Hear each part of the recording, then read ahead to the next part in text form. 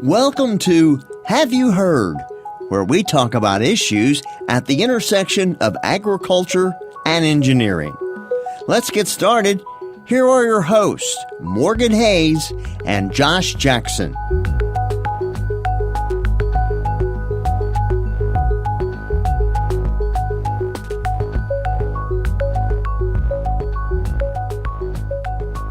This is the Have You Heard podcast. This is episode number 16. Today we're going to start our show with what's happening on our farms this week. Then we're going to discuss weaning and specifically Josh's approach, which is fenceline weeding.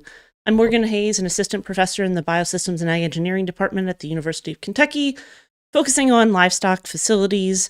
And in my personal life, I farm about 500 acres in Boyle County with my husband. We have a commercial cattle and hay operation there. And I'm Josh Jackson. I'm an assistant professor in Biosystems and Agriculture Engineering, focusing on precision livestock farming. I farm in Mercer County with my family, and we focus on hay production, raising registered Angus cattle. Okay, Josh, we're going to start with what's been happening on the farm this week. It's been a somewhat wet and somewhat cold week. Yep. I will say we're recording this on Tuesday. Typically, we record Wednesday or Thursday. A little early this week because we are on spring break this week, and we both have farm visits later in the week. So, what we had was mainly conducting repairs. So, still doing a lot of repairs, trying to get equipment ready to go for this summer, and just going through and making sure we just started calving. So, we got our first calf on the ground. So, that's been a thing. So, we had the calf on the ground, and the weather, temperature dropped, and a lot of effort had to be put in just making sure he was okay. We're going to be okay. And right. So, we got a lot more to come, but we're just about to get that first calf on the ground, make sure he's staying alive. Then just, like I said, just general repairs and trying to keep everything going. Took the engine out of my brother's car, so just a lot of different repairs. Yeah, we're sort of in a similar situation. We have a cattle trailer. Last week I picked up wheel studs and bolts to put that wheel back together, and then we managed to crack the rim anyway when trying to get the old ones out. So now we're on wait again for another rim. Fortunately, we were able to borrow a trailer to get our calves weaned as well. So we're going to focus on that, but you weaned your fall group. We are just in the process of getting weights and working on weaning our fall group right now. They're separated currently, or they were this morning. I cannot guarantee that they are still separated here this afternoon, but we put up some more panels to try and contain them after the rodeo we had to deal with this morning. So I'm hopeful that we actually have successfully weaned. Keep them separate groups. Yeah. Hopefully they're separated. They're in the process of weaning regardless of their will to do so.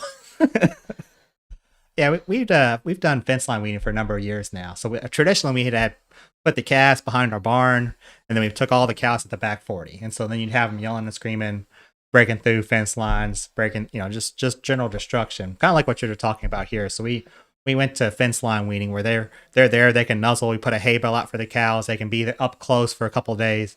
Then once that hay bale's gone, they have to go further away from the calves to actually get their hay. Okay. And so it's kind of this gradual process of they're right there, they can move, they can nuzzle for the first couple of days, but then we're really trying to get them separated, and somewhat limit the stress we put on the animals. Yeah, it is really tricky. There's a lot of stress involved in weaning, and for us, the trick is that we have a leased piece of land. And weaning on that piece of land, the fences are just not reliable enough, so fence line isn't really an option for that group. And so for that reason, and also to make sure that all of our calves get weaned at one time, even if they're on multiple farms, our strategy is to do a little bit different style of weaning, and we'll talk about it. It's probably a little bit higher stress. On the other hand, they get a lot of feed, and if they have seen feed before, that's usually a pretty successful even for the calves. The cows are a little bit more feisty about it. The calves actually handle it extremely. That's surprising.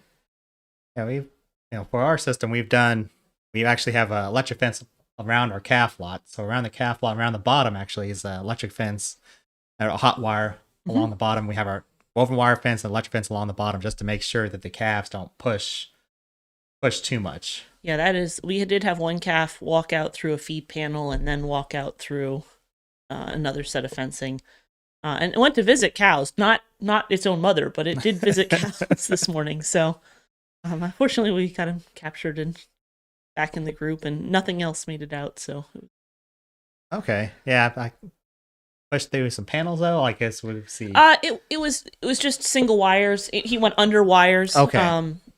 Still actually a little surprising how he went through. It was not a particularly great spot to Hmm. exit, but he could hear other animals and he knew that there were cows somewhere else and he went to go see them. Okay. He got to Fenceline Wean with cows that were not his mother.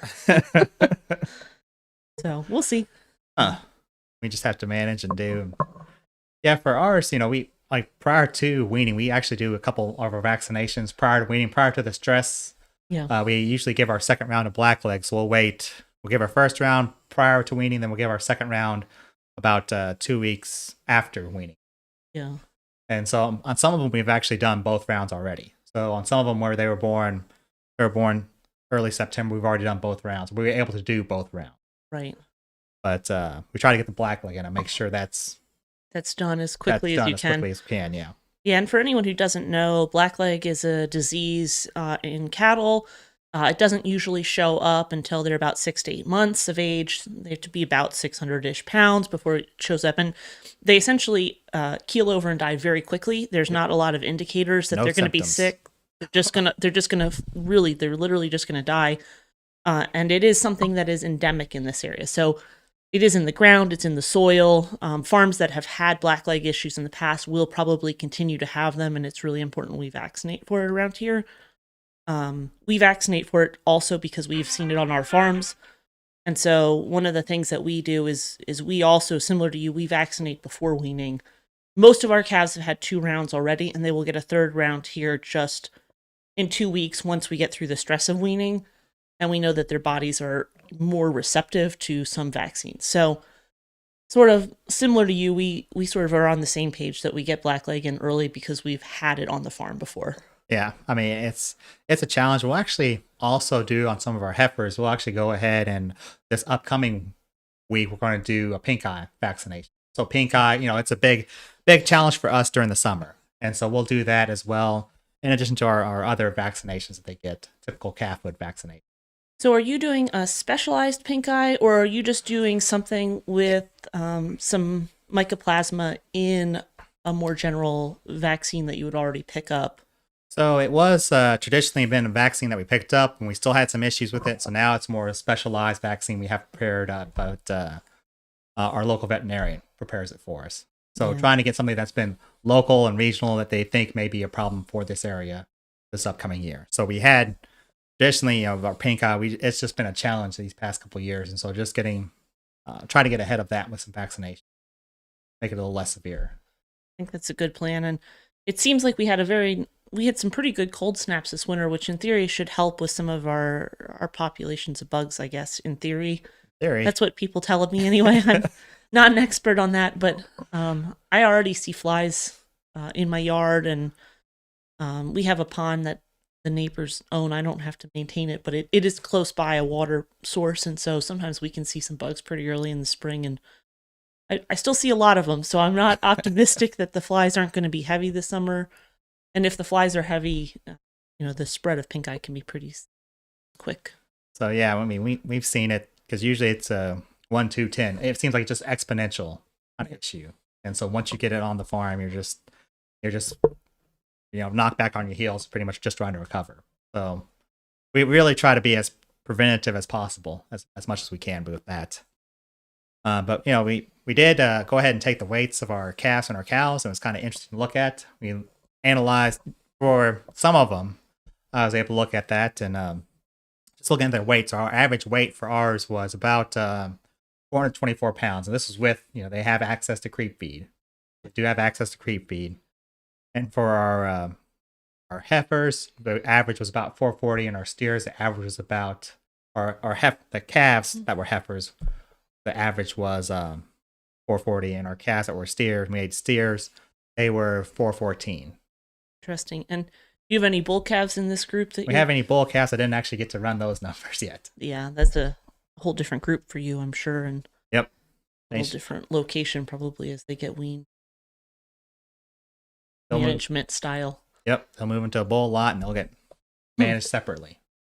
Yeah, it's really interesting. Yeah, I think that concept of cow weight to calf weight, or at least frame size to frame size is probably going to be very interesting and probably maybe a better decision making matrix than just straight up weaning weights. Yeah, we've looked at it for a couple years now. So I've done it 205-day weight adjusted and looked at it just as the raw data. And so I'm actually concerned about the raw data just because when we go to sell a calf, they're not when I sell a calf at the stocker, they're not worried about the adjusted weight. Right. So it is what it is. And so with that performance in mind, it'll bias towards ones that are born earlier, but that's an advantage to me.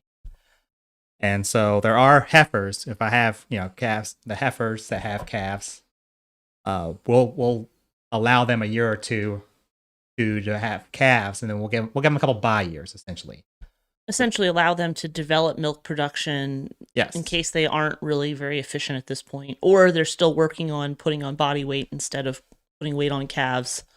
Yeah, so that'd be corrected for in the 205-day weight. But Right. We could look at it. I allow them just say, okay, they're heifers, they're still developing, like you said, that's milk production. All of those factors still play into it. So with some of those, we have, we're looking at our crosshatch. My heifer is going to be in my lower left quadrant of my relationship map, just because they're going to be lighter calves with from a lighter cow. Right. Makes sense. And so as we, some of my heavier cows, I didn't have many underperformers this year. I think we were able to cut out some of those who were low performers in the past year. And so if I had, a heavy cow, small calf, that bottom right-hand quadrant, those are ones I was really looking at to see, if they're a big cow with a very small calf, that puts them in the crosshairs, for me to really closely evaluate them. Say, do I need this cow? Is she a productive, efficient cow?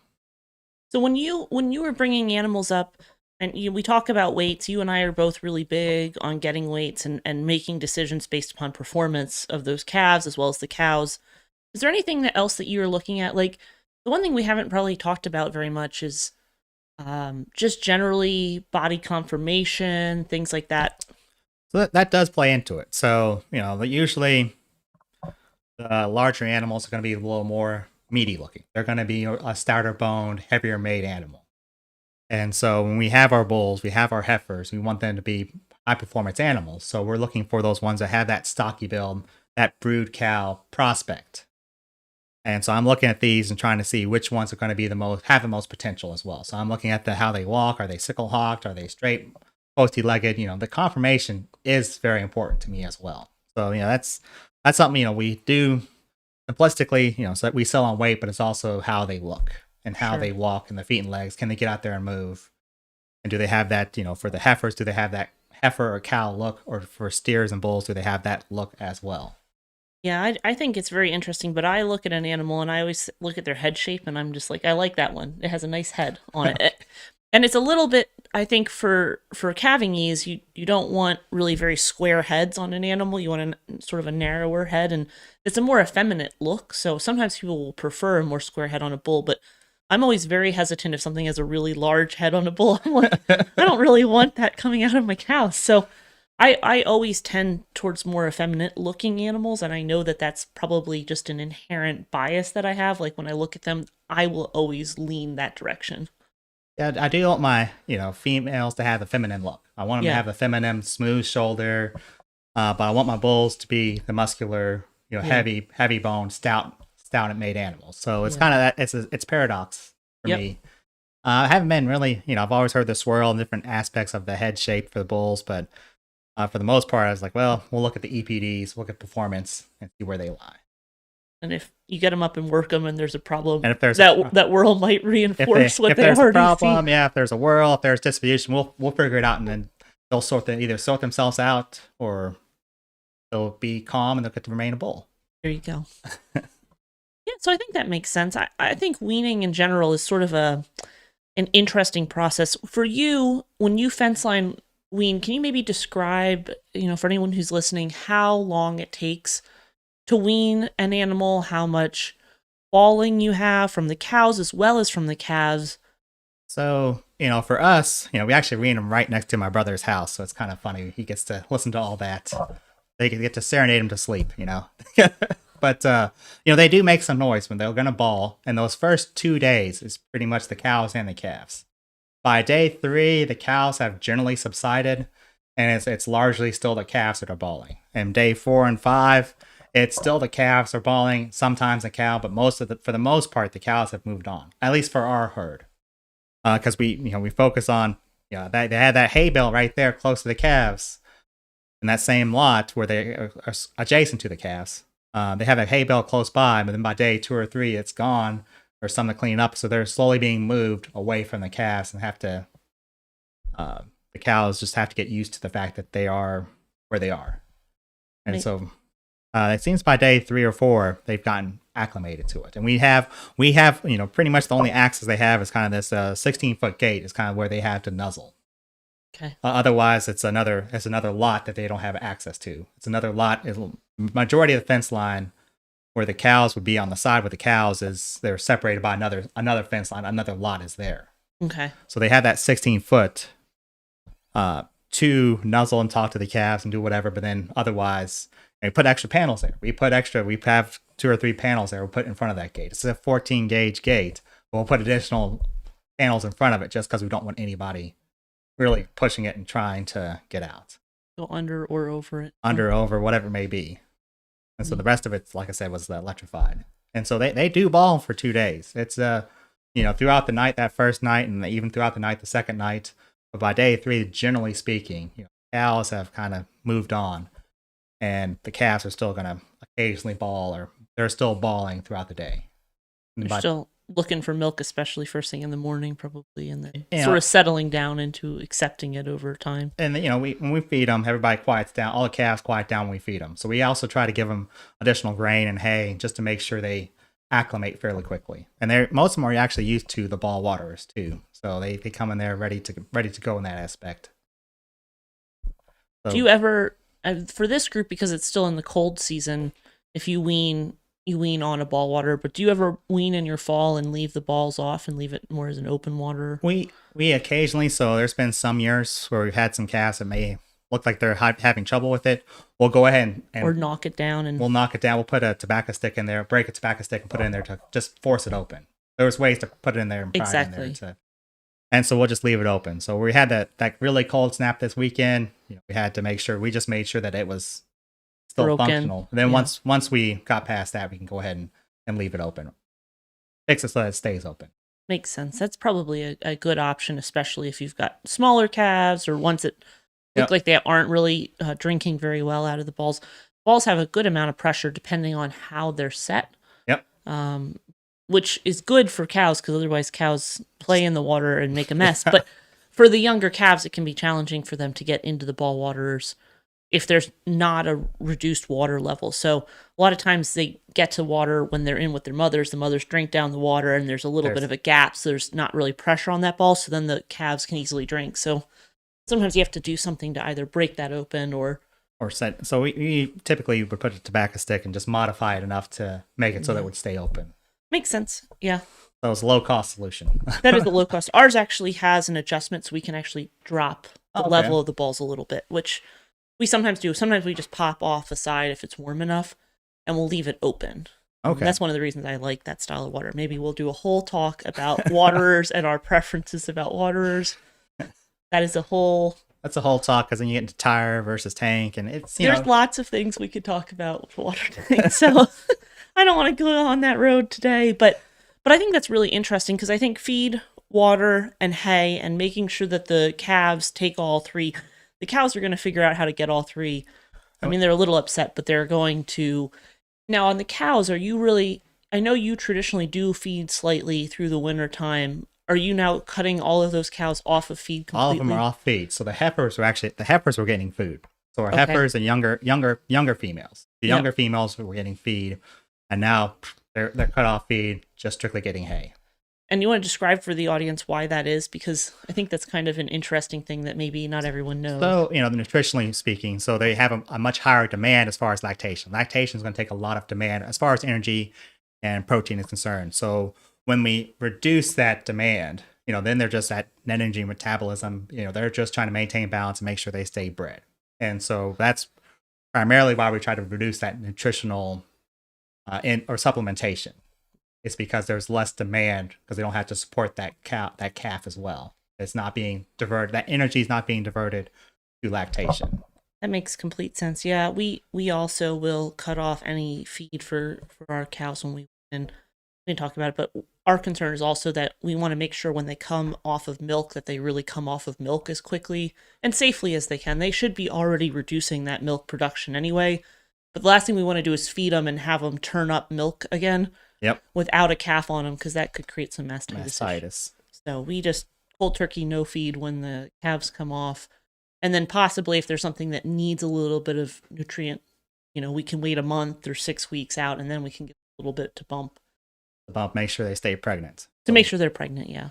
We'll do preg testing hopefully here soon.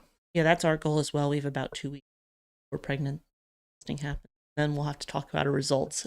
Yeah. I'm kind of embarrassed some years, but some years are great. So it could be a good or a terrible year. We've had some challenging years in the past. So we're going to find out. Yeah. And you'll find out with us, because I'll find out what Josh tells me, and he'll find out when I tell him. So that'll be exciting. We'll do that in a few weeks here. I think with that, that's probably a good sort of summary of fence line feeding. I think 2 days is probably pretty good for most people that have weaned animals before. They should feel happy with that number if that's what they're getting. What are you going to be doing now in the next week? They got the horse puck auction this weekend, so I might go out there and just socialize and try not to buy anything because everything's expensive, and then work on just keeping repairing equipment. We got to keep moving forward. So it's coming. We're in March, so we got to it's make or break within a month or so. Yeah, we sort of have some similar goals. We have some work we have to do, repairs that we need to do. We have a starter on one of the tractors. The actual, not the starter itself. Switch. It's not really the switch. It's actually more of an electronic relay for the starter. I think is bad. But that's a part that has to come in, and that'll take us a little bit of time. So it's ordered, but not in yet. But that needs to be replaced, and then. Of course, we're still working on a hub on a trailer. I told you that was a fiasco this week. There's always a fiasco every week. It's not unusual. Yeah, it's always something. Yeah, because we actually did all the hubs and greased all the bearings for our hay trailers. Oh, that's such an important thing to do. We really actually need to repack a couple bearings. We repacked most of our hay wagons last year, but we have one or two that still have some and then. Of course, the tongue really needs greased as well. And we did, one last year. We pulled it apart. It's like, oh, we're probably good this year. And we pulled it apart, and it just all the bearings just fell out, and we're just, holy cow, we were probably one more bale away from it just obliterating on us. Yeah. So it's really important to check those. Yeah, there's a lot of weight on hay wagons. I don't know if people appreciate that, and people drive slowly when they drive a hay wagon down the road because they are designed to not really go over 30 most of the time. And so don't feel like you can push them to go 50 because they're not supposed to. Nope. And you don't want to be behind one that's going 50 most of the time. Plus they have to stop. And there's no brake on a hay wagon, so do not expect it to stop quickly. That is not a good expectation to have. So be respectful of the hay moving equipment, the wagons, the bale wagons, all of those things are the tobacco wagons live around here. Yep. It's, that's what you have. So absolutely. And we use them heavily. So, and we will continue to use them heavily and hope that people don't pass us on small roads because it's scary when they. But with that, I think we're done for today. And yeah, I think we're done for the day. We'll come back next week and we'll talk a little bit about how weaning